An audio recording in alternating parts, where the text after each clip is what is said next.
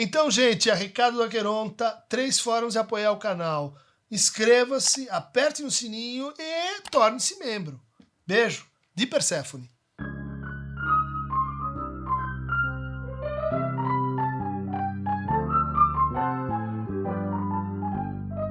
Bem-vindos ao nosso Falando Nisso, nesse canal YouTube de hoje, com uma pergunta múltipla.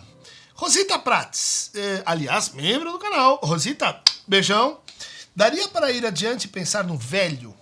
Gostei que você usou essa palavra, né? Idoso, velho, tem muita gente que já tem um preconceito que não pode usar velho, mas é gente que vem de outras gerações, velho, né?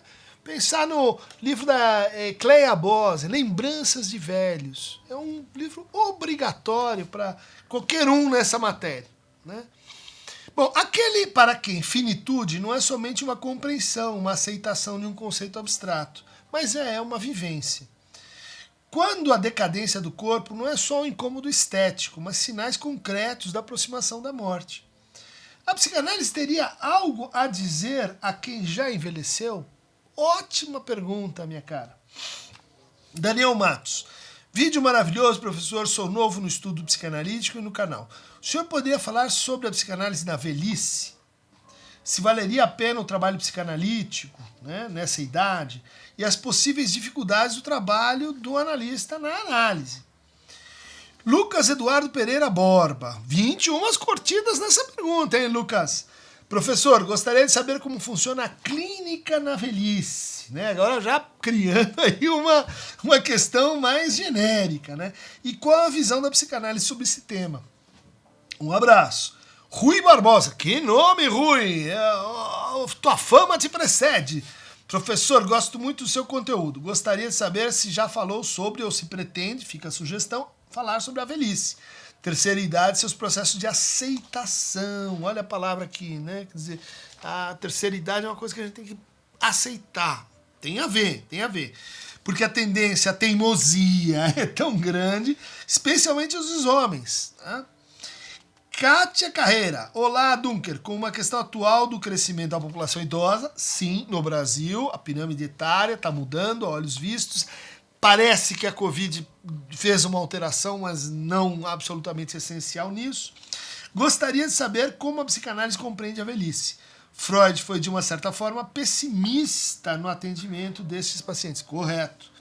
Mas acredito que se trata de uma questão histórica, em que ele vivia, e hoje, como os psicanalistas compreendem a análise desses sujeitos. Rafael Rocha. Professor, pode fazer um vídeo sobre as frustrações e desejos reprimidos e suas consequências na velhice? Né? Eu acho que essa é uma conversa que a gente já começou aqui no canal, né? E que merece um vídeo talvez mais genérico, né? Sobre o que são as questões relativas ao envelhecimento. Em primeiro lugar, eu acho que essa matéria ela depende bastante de um olhar histórico e antropológico. Vamos assistir um filme como A Balada de Narayama, vamos assistir um filme como A Partida, vamos assistir trabalhos, né, que falam sobre como o estatuto do ancião, vamos usar a palavra bíblica, né? Ele é extremamente variante ao longo do tempo. E a gente pode dizer assim, então, quando assim, no passado a gente tinha um respeito pelos idosos, né, que hoje a gente perdeu. Não sei. Justamente a investigação histórica e antropológica poderia mostrar que em outros momentos, claro, existiam anciãos que exerciam um papel, por exemplo, na Bulesis grega, né?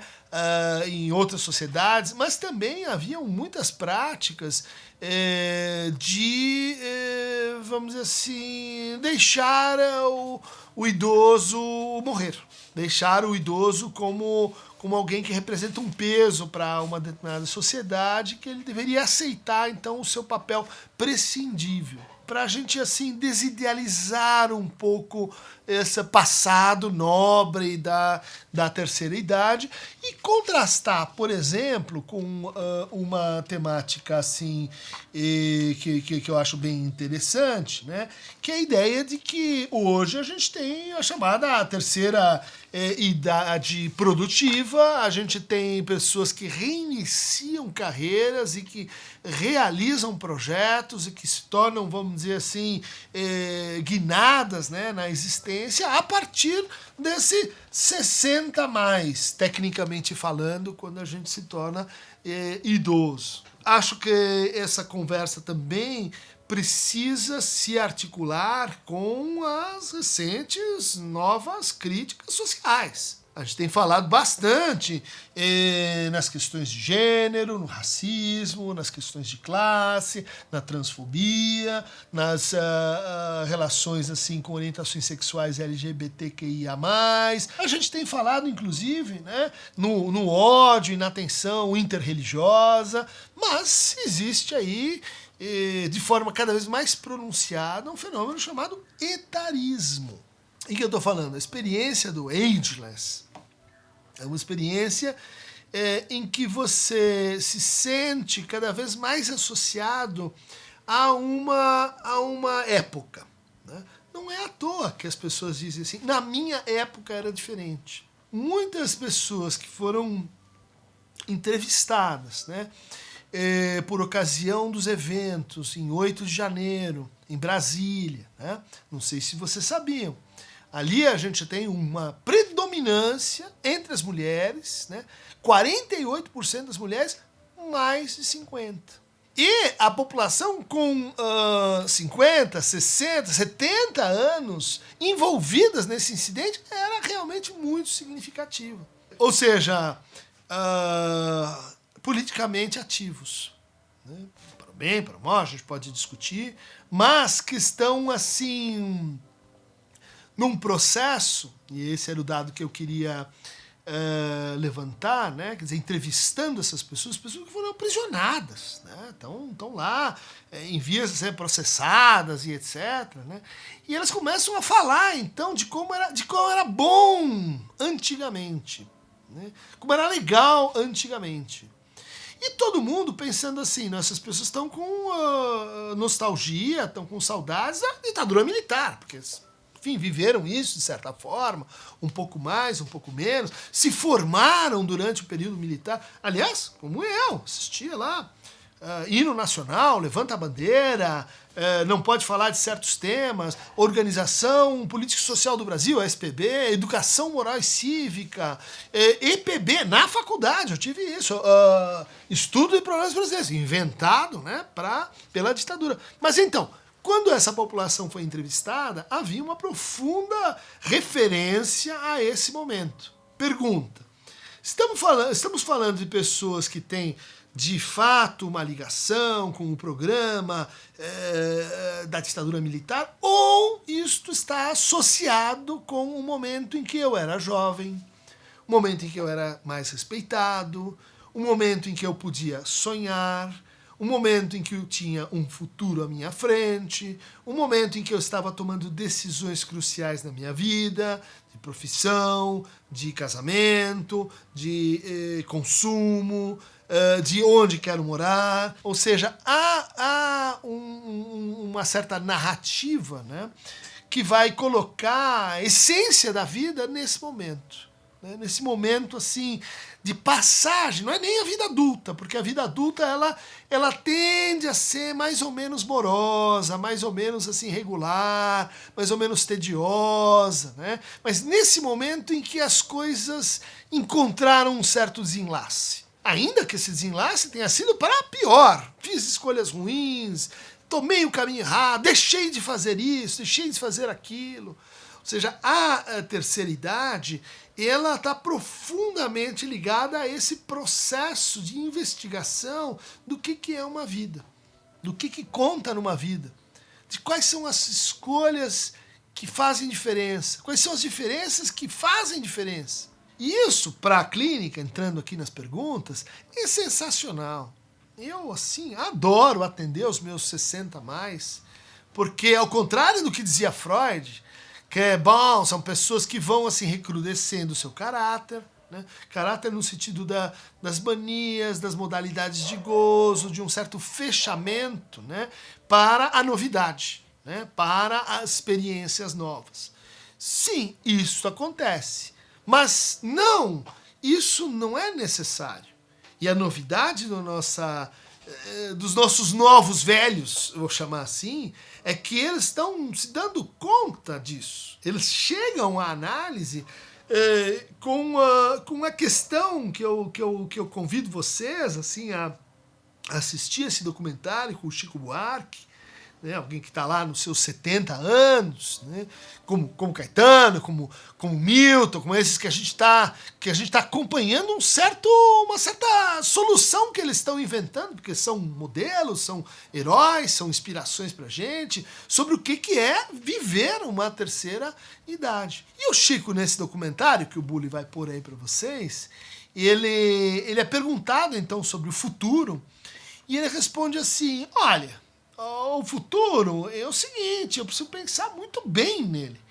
Porque eu posso fazer, estou chutando, né? 2 livros e 1 disco. 1 disco e 2 shows. 2 shows ou 1 livro.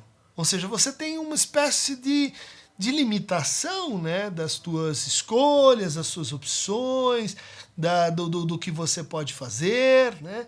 E isso não está só definido pela capacidade de dinheiro, né, que você amealhou, ou de se proteger das doenças e ter um bom seguro-saúde. É uma decisão ética. Eu acho que aí eu recomendaria a vocês lerem os filósofos estoicos, que estão, aliás, na moda. Marco Aurélio, Sêneca, né, Epiteto, porque lá vocês vão encontrar coisas como assim, olha, filosofia começa depois dos 60. Antes você está querendo fazer aí, ganhar a vida, resolver os assuntos domésticos, você está envolvido com as coisas pequenas. Pensar o que é uma vida, começa aí. E de fato, nossos analisantes, claro que é um recorte, porque são aqueles que procuram análise, né? Muitas vezes num contexto de luto. Perdi X, perdi Y, e agora eu preciso fazer uma reacomodação da minha vida, e isso, a falta desse pedaço, desse fragmento, dessa pessoa, ela muda todo o caleidoscópio. Isso torna muito interessante, né, a maneira como a pessoa, um pouco premida pelo efeito Chico Buarque, né? Quer dizer, você percebe que você não tem mais 30 anos, você não vai fazer mais 5 LPs, você não vai ganhar 12 jabutis, você vai ter aquilo. Isso causa uma curiosa e interessante intensificação da vida. Naqueles, e veja, eu acho que é uma encruzilhada, naqueles que querem olhar para a questão. Porque a questão é tão dolorosa que muitos dizem assim, é melhor eu olhar para trás. É melhor eu lembrar, é melhor eu me apegar às coisas que deram certo, é melhor eu jogar na defesa. E de fato, eu lembro de um querido amigo, José Luiz Aidar, professor na semiótica da PUC, um sujeito de humor muito fino, e ela sempre comentava comigo, Cris, a vida são como uma montanha. A primeira parte, você vai juntando coisas, você vai comprando coisas, você vai casando, 1, 2, 3, você vai fazendo faculdades, você vai lendo livros, você vai engordando. É verdade. Isso posso dizer assim, uma demonstração factual. Mas aí você chega na segunda parte da vida. E no que consiste a segunda parte da vida? Em, como diria lá Elizabeth Bishop, né? A arte de perder. The art of losing isn't hard to master. Ou seja, vai saindo. Né? Tua vida vai sendo determinada pelas coisas que vão saindo. Vão saindo empregos, vão saindo sonhos que não vão mais se realizar, vão saindo práticas, né? Você para com futebol, você para com vôlei, vai jogar vôlei, quebra o pé, fica 1 ano de muleta, vai saindo sal, Dali a pouco você não pode mais o açúcar, vão saindo os cabelos, daí vem um cara e fala, careca, seu branco, sai daí.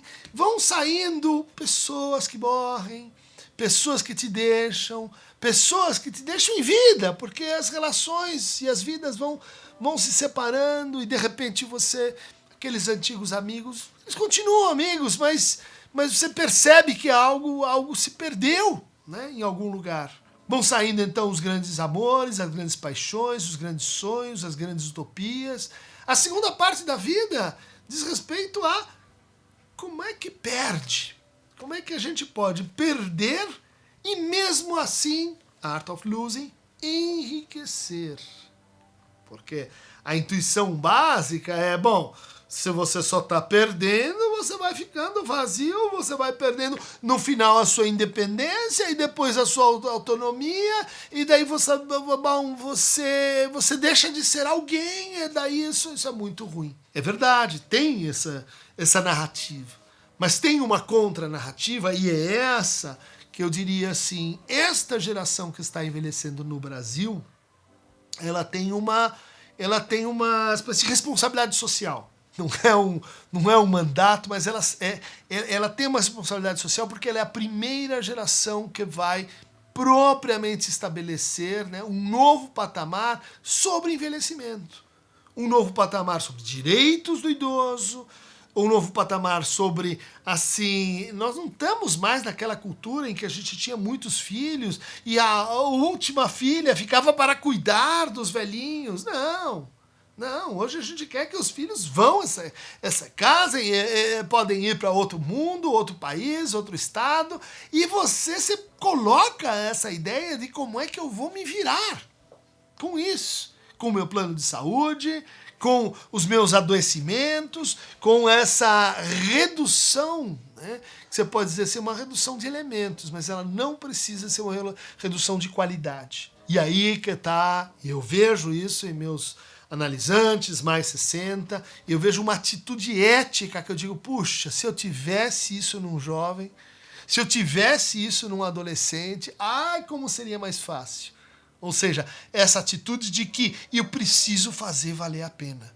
Eu preciso fazer que aconteça. Quantas vidas a gente acompanha que estão marcadas pelo desperdício, pela procrastinação, pelo amanhã eu faço, assim, o que eu sempre queria era isso, mas vai lá e faz. Não. Quantas vidas tem a estrutura daquele filme obrigatório para quem quer falar em envelhecimento, que é O Segredo dos Seus Olhos. Né? É um filme sobre alguém que está se aposentando e que percebe que a coisa mais importante da sua vida, quer dizer, eu te amo para esta pessoa, ele não fez, caramba. Ele não fez, porque ele não sabe direito porque ele não fez.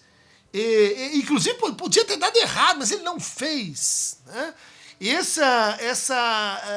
Vamos dizer assim, indolência com a própria existência, essa preguiça, essa atitude errática, né? De que eu vou levando, uma hora eu faço aquilo que é realmente importante. A terceira idade, de novo, é uma espécie de encruzilhada. Tem aqueles que vão dizer, eu prefiro nem pôr isso na pauta, e tem aqueles que estão crescentemente, essa turma que tá chegando nos consultórios, que está inclusive do outro lado, né, os analistas que estão envelhecendo, e estão dizendo, eu quero mais qualidade. Eu não quero mais porcaria na minha vida. Eu não quero mais embaço na minha vida. Eu não quero mais encebação na minha vida. Eu quero escrever aquele livro que vale a pena. Eu quero parar com esses lixo, entulho universitário de artigos que ninguém lê. Eu quero dizer algo para aquela pessoa, eu quero fazer algo com aquela outra pessoa, eu quero visitar esse lugar e assim por diante. Problemas. A gente não tem narrativas que nos ajudem, né, a tornar isso um processo mais coletivo, um processo mais organizado, e um pouco assim como a gente tinha, né, lá nos anos 80, quando eu comecei a clinicar, nos anos 90, né, onde ainda havia um déficit terrível de narrativas gays. Né? A pessoa queria, se apaixonar, como é que eu conto a minha história? E tá bom, tem um filme aqui, tem uma peça lá indireta. Bom, hoje a gente tem um déficit de narrativas de envelhecimento, de narrativas que vão dizer pra gente assim, olha, você quer levar isso a sério? Você tem esse, aquele outro. E veja, a literatura, o cinema, o teatro, ele é uma espécie assim, de baú de soluções. Não precisa ser a sua, né? Mas é um baú de esquemas lógicos que a gente usa para enfrentar esse momento aí tão difícil. Tá rarefeito. Portanto, essa primeira nova geração brasileira, ela está criando um modo de envelhecer. Como os nativos digitais, né, nascidos depois de 1995, estão criando, estabelecendo quais são as regras desse negócio chamado internet, YouTube, redes sociais. Por quê? Porque é a primeira vez. Isso cria, então, uma responsabilidade social, isso é uma responsabilidade que chega nas pessoas. Né? Chega nas pessoas e aqui eu queria voltar para a Rosita. Né? E chega de uma maneira assim que impõe uma certa lucidez. Né? Vou morrer. Acaba, o jogo acaba, a vida acaba. E como é que eu posso fazer isso assim, bem feito? Né? Como dizia meu querido analista, Contardo Caligares, né? Quero morrer com toda pompa e circunstância. Quero morrer como cardeal Richelieu, né? Fazendo discurso, despedindo das pessoas. Infelizmente, a vida acabou por mais de um motivo, privando ele disso. Isso é uma coisa que a gente lamenta, né? Mas que está aí, né? Falar sobre a morte. Falar sobre a morte é muito importante e é extremamente assim, gratificante quando a gente faz e encontra, né, essas 60 a mais, falando sobre vai acabar, o que aconteceu, o que não aconteceu, o que é a experiência da finitude. A gente detesta tanto isso, a gente odeia tanto isso, a gente odeia os nossos velhos porque eles representam para onde a gente vai. A gente não quer saber disso porque eu só falo de coisas assim desagradáveis que a gente se bloqueia para acolher o que é essa reflexão sobre a finitude por alguém que está, como dizia Montaigne, aprendendo a morrer, morrendo junto com você e dizendo sim, vai ser assim. O que acontece com a dor, o que acontece com a despedida, o que acontece com as coisas que eu tenho que dizer, o que acontece com as coisas que eu vou deixar. Esse processo é muito tocante, ele é muito intenso e ele faz da terceira idade algo assim que os jovens eles não percebem a riqueza. Eles acham que aquilo ali é só assim, aquele ritual, que então velhinho não tem sexo. Meu, gente, desculpa, depois de Viagra, depois de pomadas de progesterona, vocês não sabem a sacanagem que tá aqui na terceira idade. Eu não tô ainda, mas tô chegando lá e eu escuto. Muito legal, né? Muito legal. Tinder para idoso, redes sociais de encontros, clubes de dança. Só que a gente tem que terminar isso aí, tem que tornar isso uma cultura mais organizada. Né? Hoje tá um pouco assim, mais ou menos que é o Madame Satã nos anos 80, que só o pessoal da pesada conhece, aquela balada da meia-noite que usa não sei o quê. Bom, tem muita coisa acontecendo aí e coisa interessante, né? Para além daquela ideia do velhinho como o Papai Noel, que vai perdendo a vergonha, que vai perdendo o cuidado. E isto é uma coisa interessantíssima, porque o que apoquenta a paciência dos clínicos hoje? Né? Você vai falar com psicanalistas mais experientes, mas é muito narcisismo. É uma clínica infinita do narciso, da imagem que me fez, que não me fez, que me ofendeu, que cancelou, que eu disse que... Sim, tem a ver, são sofrimentos reais, é o que está valendo, a gente precisa cuidar disso. Mas, terceira idade, em geral, deixa isso de lado e vamos falar da real. Real é que a gente morre. Vamos falar da real? é que é você e eu. Se você tá com barba, sem barba, de aparelho auditivo, capenga, vai fazer a cirurgia de prótese, etc., tem um senso de humildade, tem um senso de, assim, pés no chão, tem um senso de é isso que temos para hoje, que é absolutamente, assim, restaurativo para quem faz clínica de terceira idade. Bom, se essa é uma clínica diferente, existe uma clínica da velhice, eu acho que sim, mas é curioso, porque o que eu acho legal nessa clínica é que ela retoma, assim, boa parte das coisas que estavam lá quando eu comecei a clinicar. Ou seja, quando estas pessoas eram mais, assim, jovens, né? E agora a gente ajusta contas com isso, né? Do ponto de vista de modalidades sintomáticas, do ponto de vista de inibições, do ponto de vista do aquilo deu nisso. Então, não acredito que a gente tenha que ter, assim, cursos, uma super teoria exclusiva da finitude, envelhecimento, né? Eu acho que são, assim, especificações de temas, de assuntos, que é o que, no fundo, a gente queria fazer o tempo todo, né? Só que, bom, de vez em quando vem um terceira idade pra gente e a gente agradece. Né? É isso aí, Queronta Movebo é um velhíssimo, ela só tem a caveira, ela está como Holbein, dançando a dança da morte, né? Quem quiser embarca, quem quiser fica aí na beirinha, pondo o pé assim, ai, tá frio, eu gosto, hein? Canoa do Queronta, canoa pra valer, hein? Finitude. Beijo, abraço, aperto de mão.